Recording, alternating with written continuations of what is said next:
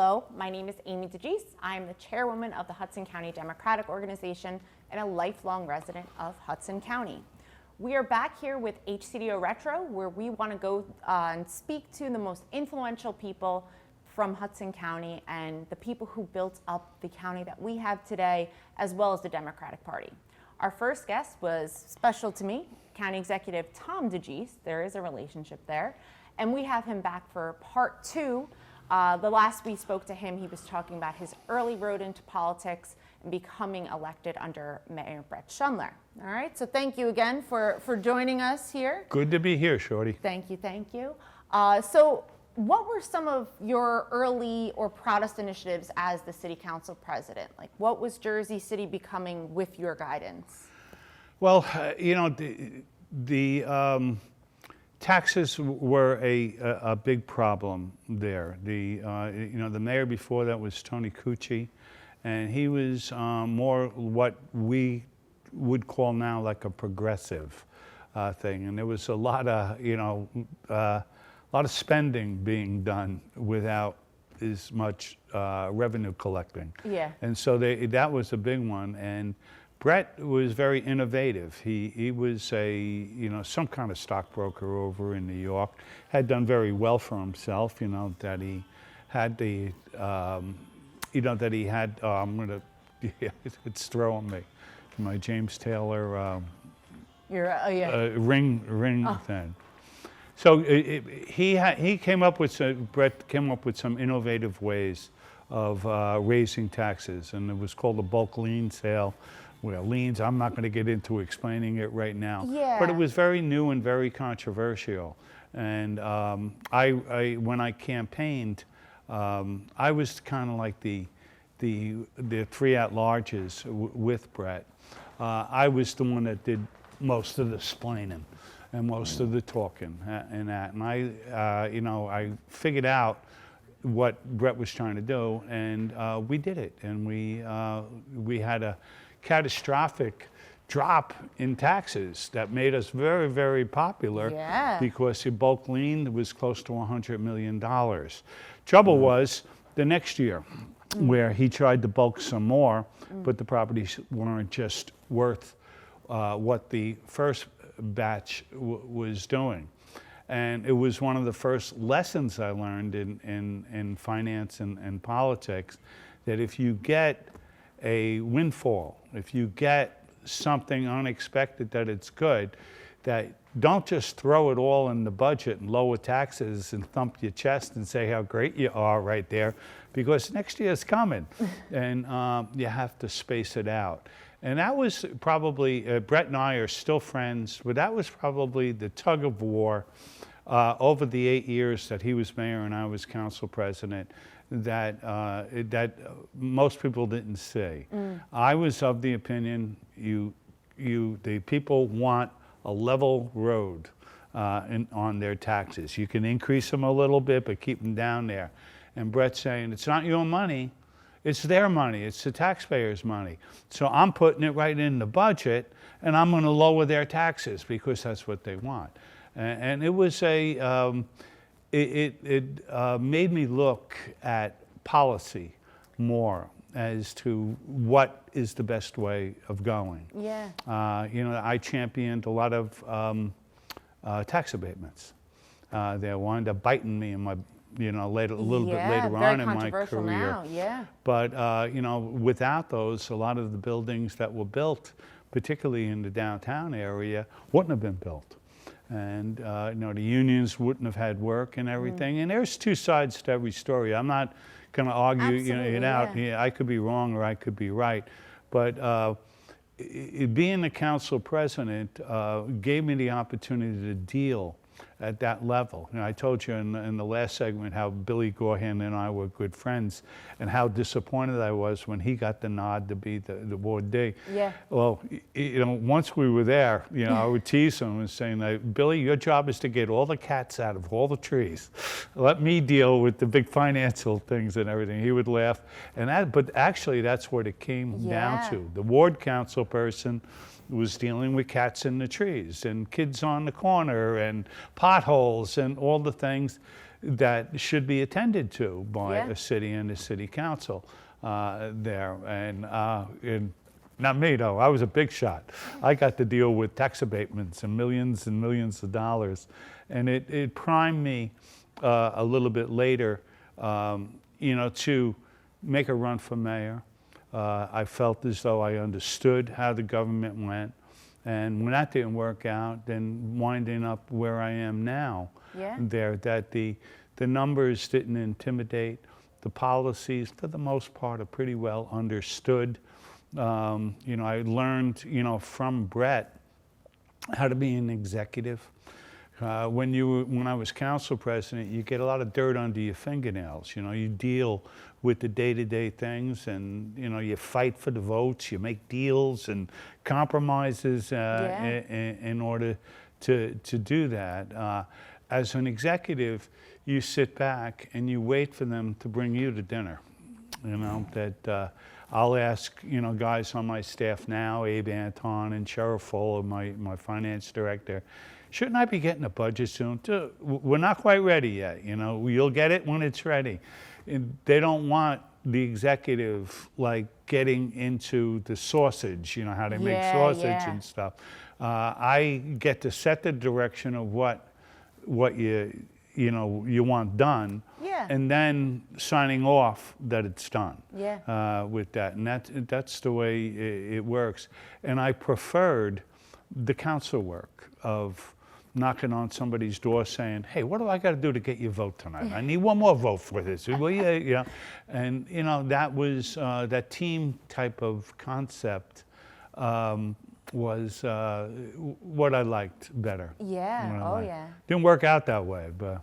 Well, no, And I remember a lot of those days. You used to come down. I was in City Hall every Wednesday in Catholic school. You wore your gym clothes on Wednesdays. So I was allowed to come because I was in comfortable clothes, and I used to make you go get me coffee so that you would be on television when they televised it. At the time, I thought the council meetings were aired nationally, and I would crawl on the floor to deliver your coffee, but those were some good times. We had some fun times, and you got your feet wet a little bit on that too by saying that. Absolutely. I'm going to tell Amy's story. Well, give us 20 seconds to take a short break, and then you could. I won't even want to know the story beforehand because I might stop you. But let's go to break right now, and we'll be back with an Amy story.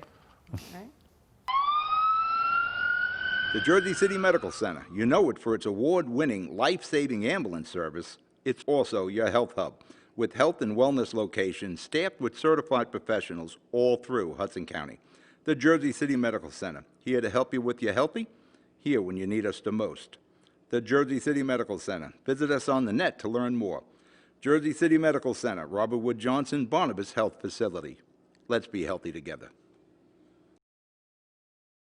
Burns Brothers Memorials, Monuments, and Markers, 787 Tunley Avenue, Jersey City. Hudson County's only monument maker, serving all faiths and cemeteries. Design, studio, and launch inventory on site. Cemetery inscriptions and custom orders welcome. Burns Brothers Memorials, Monuments, and Markers, 787 Tunley Avenue, just south of Secaucus Road. Craftsmanship that will last for all eternity. Burns Brothers, Jersey City, Albert H. Hopper, North Arlington. Visit us on the net. Consumer Carpets, 3408 Kennedy Boulevard in the Jersey City Heights, your one-stop store for residential and commercial floor treatments, carpeting, linoleum, tiles, laminates, hardwood floors, area rugs, remnants, all major brands, all in stock. Free estimates, same-day installation. Consumer Carpets, it's savings, selection, installation. Credit cards and debit cards accepted. Financing available. Consumer Carpets, price to fit your budget, installation to fit your schedule. On the net at consumercarpets.com. Consumer Carpets, Jersey City, 201-792-2712. Stevens Jersey City Ford, located right off of NJ 440 North. Across the Hudson Mall is your one-stop for all your automotive needs. Check out Ford's latest models like the 2020 Ford Fusion with its stylish looks and hybrid options, or the unparalleled high-performance 2020 Ford Mustang.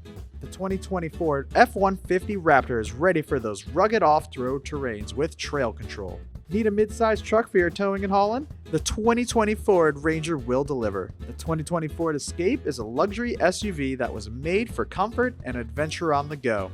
Returning is Ford's legendary Bronco, which takes you back to the true meaning of off-roading. They are now available for pre-order in our showroom or on our website. Let us help you find your next vehicle. Stevens Jersey City Ford, 201-432-7272. Hello and welcome back. Time to hear the Amy story from Amy's dad. You know, dads love to embarrass their children. You know, especially? I was pretty good at it. Yeah. But here's an Amy story for you. I have others, but she used to come down and help me out. And on Wednesdays, was it? You had a day there. And she would sit at my aide's desk there. Now, Bernice Lord, who just passed away within a year. There, and she would do it. And there would be a little placard on the desk near my desk that would say, Bernice Lord, aide to the council president. And then Robert Byrne, I think it was Robert, decided that Amy should have one too, because she comes down. So it was Amy DeGise, the aide to the council president, and Amy liked that. As soon as she came in, she knew where it was, and she put it there. Then all of a sudden, one day, Amy's was in the drawer, but Bernice's weren't in the drawer. And we never did find what happened to the Amy DeGise aide to the thing. But we have a pretty good idea. I swear I didn't touch it. I did not touch it. I remember that. Do you remember? Yeah, I used to take like a piece of paper and write my name. Yeah. And someone finally made the nice made the placard wooden for you. one. It Yeah. was really sharp. And no, I do remember. I didn't Poor take Bernice, it broke her heart. That Oh, my it God. really did. Yeah, I know, because people could forget who Bernice was, you know? They liked, and I think you liked her dealing with people, very strong. Oh, and everything. Bernice was You got way to be the tougher good than guy. I was. Yeah, I was the good Yeah. guy. Always got to be the good I used to guy. tell that to Gorhand sometimes and say, Billy, when we meet with these people, let's do the good cop, bad cop. What do you think you are? Yeah. And he knew that, and we did it like that. And but yeah, Bernice was wonderful and continued with me when I went on to the county. Yeah. Oh, so, yeah. For a while. Yeah. And that's you do play good cop very well. You are always the nice guy. You know, one of his famous lines, if there's like a fight or some drama, and someone is upset with someone else, he'll say, he's a good guy, or she's a really nice woman. Give her a chance. You're always a man of second chances. And I always like that too. It helps you build diplomacy. Do you think that you're bringing a lot of my traits with you as your? Yeah, absolutely. And listen, this is years of doing the exact opposite of what you wanted me to do or asked me to do. And, I was probably a horrible teenager, typical angsty, want to disobey or, just do the opposite. And I find myself, I share a lot of, your qualities, also a lot of your vices, I spill don't things. have any vices. Oh, yeah, no, none at all. Forgetful sometimes. Yeah, Stain maybe that my one. shirts. I don't know why I'm wearing a white shirt today. It'll definitely have a stain on it soon. Yeah, but we do that. I had to clean this sweater off before I sat down. So. I'm glad you did. I did, really yeah. am, yeah. I'm used to the little dad, please change this. But I think that those were things that I saw growing up, how you dealt with people. You always listened to them, you always looked at them a certain way, and you actively heard them out, and you could see someone was angry and their fists are clenched. And by the end of the conversation, like their shoulders were relaxed and they had felt better, and you had given them your time and they felt that was valuable. And I saw that I appreciate that. brings you a further way than sometimes knowing the best strategy or the best way to end things. And that's that government politics. I often worry about you and your career as you're taking off, whether being my daughter, does it help you or does it hurt you?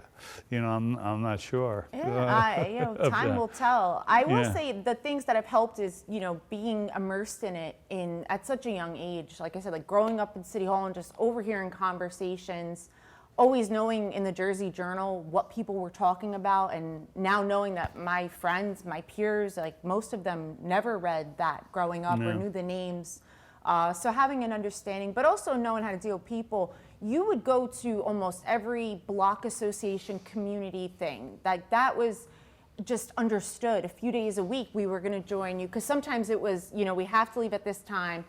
Can you come up and say, Dad, you promised me ice cream? And that was your exit out because you had something else to go to, or we I finally always had to go tried. home.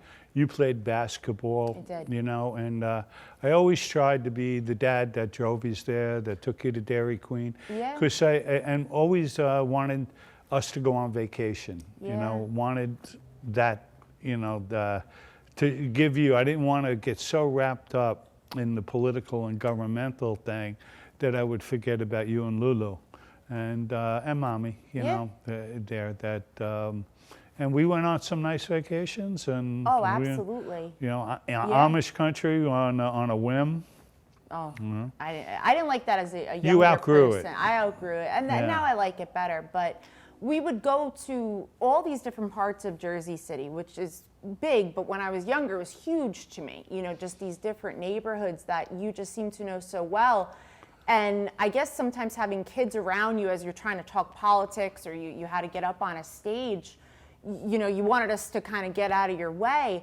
And you would give Lulu's my sister, you'd give Linda and I money, and you'd tell us to go over and get the food, which is usually like an ethnic type of food. You know, learn a few words that you don't know, you know, learn someone else's language, go watch that dance. And I see now as I have gotten older, how appreciative I am of our diversity. And that was because you were so appreciative of it. You know, Jersey City was not just the Heights. It was not just our neighborhood or our parish or, you know, our background. It was just filled with every different culture, and that was such a luxury that I thought all of America was this diverse. I didn't realize. With me, you know, again, quite a bit older than you, so many of the kids I went to grammar school and high school, they're not there anymore. You know, there's a few, but you know, there aren't too many. Do you find that in your age group too, that the you know, people kind of leave here after a bit? Yeah, I don't think they go as far as your friends may have went. You know, they go out to like Lyndhurst or North Arlington. A lot of people would love to stay in Hudson County. I think sometimes cost is a factor.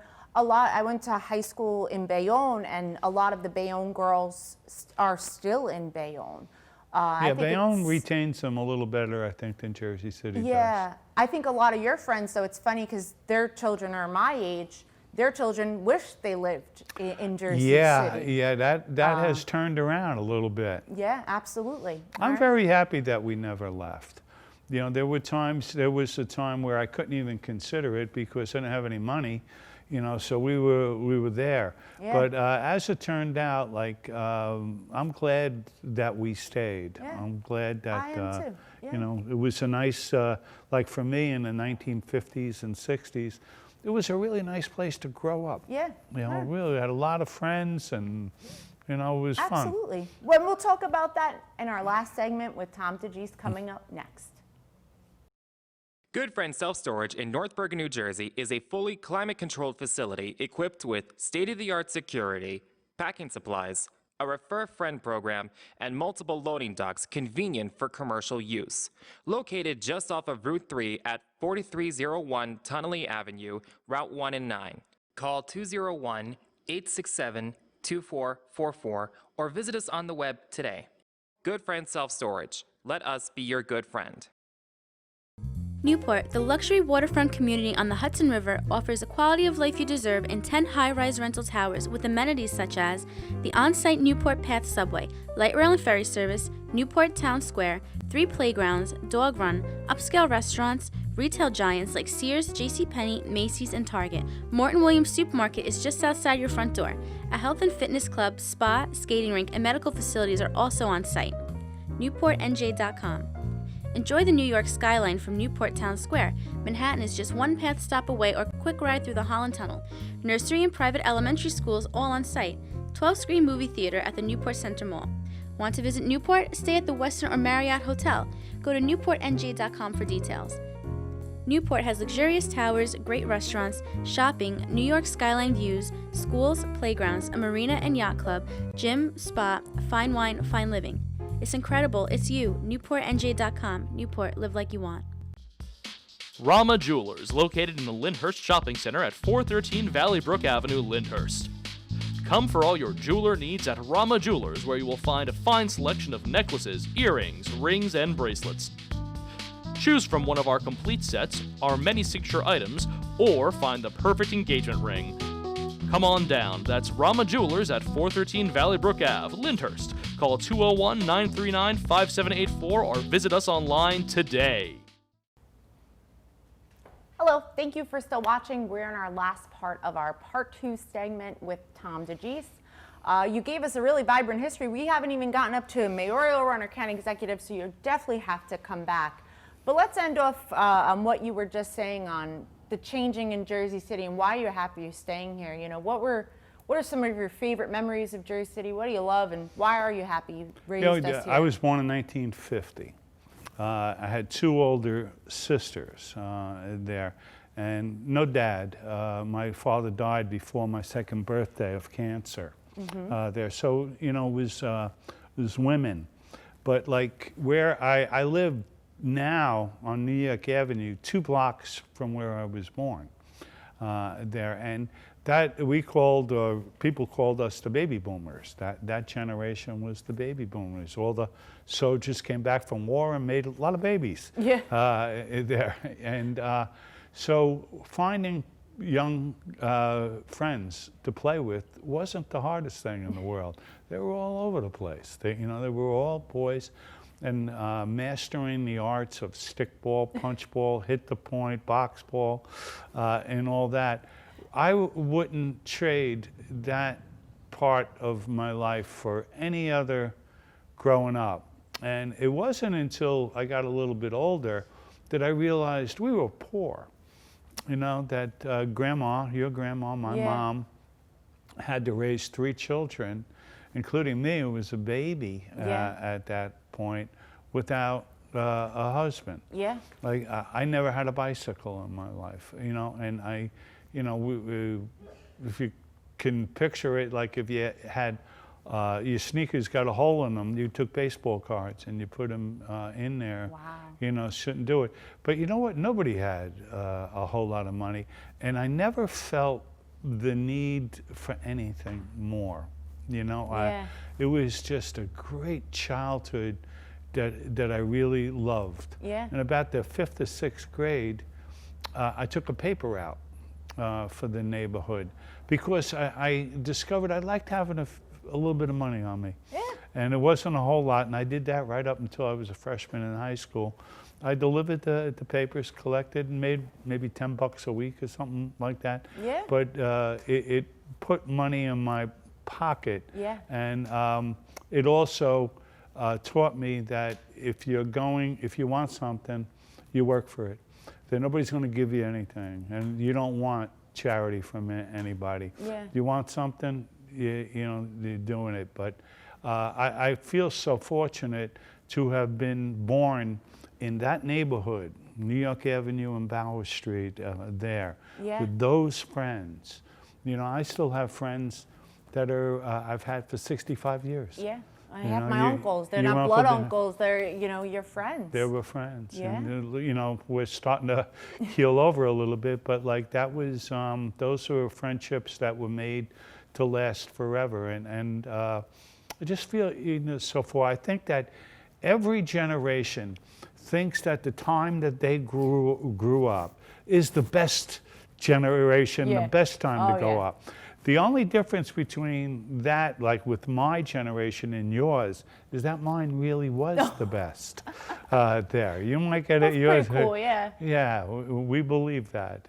Or the best movies, the music, baseball, Willie, Mickey, and the Duke. Everybody. This was ideal, and not having. Certain things didn't even dawn on me till I got older.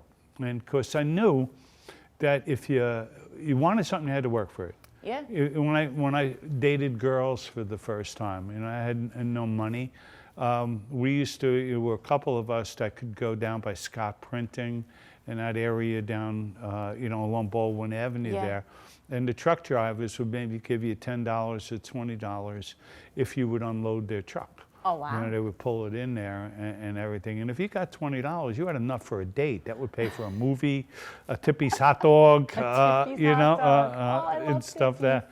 And, so I always understood that if you want something, work for it. Yeah. You go for it. And it's worked out pretty good for me. It definitely has. Yeah, and Jersey City, was able to give that to you too. Yeah. Yeah, absolutely. Yeah, I love the city. There's, there's a lot of us out there. I know you do too. I do. I talk to guys like Neverly. Bobby Cavanaugh and everything, and we just wax nostalgic. Yeah, we we're like talking about very prideful here. Absolutely. Yeah. If you had to say one Jersey City location was the landmark, what would that be to you? What's your favorite place or neighborhood? What would be your landmark? Well, it goes can I go a little bit older? Okay, sure. I wound up spending a lot of time in Cuccinelli's Tavern on the corner of Congress, and I used to bartend there. Yeah. I bartended in about 3 different bars. Yeah. Went out in my high, delivered blimpies, parked cars at Newark Airport. I did a lot of scuffling Odd to do jobs. that, odd job. But like me and my brother-in-law, your Uncle Stan, who just passed away there, we played a lot of pool there. We watched a lot of football there. We drank a lot of beer there. And there I made other friends, the John Costolinis and Tommy McGoverns and Billy Schnabels. So, they all came in and we played ball together, and that wound up being the heart of things, was Cuccinelli's Tavern. And Steve Cuccinelli, he's still around. He lives out in Bergen County, but he operates with Joe Castagna, At the the Wonder bagel Bagels. place on Central Avenue. Which is, new kind of landmarks for Jersey. Everybody loves their Wonder Bagels. They're in almost every neighborhood now. Yeah, absolutely. Yeah. A lot of Beach Boys and Johnny Cash at Cuccinelli's bar, I remember you telling me. Yeah. We used to, stories. if you have enough beers in you, you can turn into a really terrific singer. Oh, yeah. And believe me, I've heard you singing often, and you've heard mine, In We our only get family, better. when they wanted to sing happy birthday to anybody, they would make me start because they think it's really, really funny. And they could laugh at my terrible voice. Yeah, a very prideful singer, though. Yeah, I love singing and concerts and stuff like that. Yeah, you do. But thank you for doing this. We have so much more to talk about. I'm happy to get out some of these stories. But I thank you so much for everything that you've, ever, instilled in me. But being born and raised in Jersey City is one of my favorite things. And I'm so proud of about what us. you're doing. You've grown up to be a wonderful young woman. I'm enjoying watching it. Well, you had a lot to do with that. Well, Thank you. I'll be there. I love you. And, Love you too, girlie. Hopefully we have more conversations, not just with the county executive and my dad, Tom DeGise, but with plenty others of the people who shaped Hudson County. I love hearing these stories and these histories, and I hope that you like them too. Thank you very much for joining us.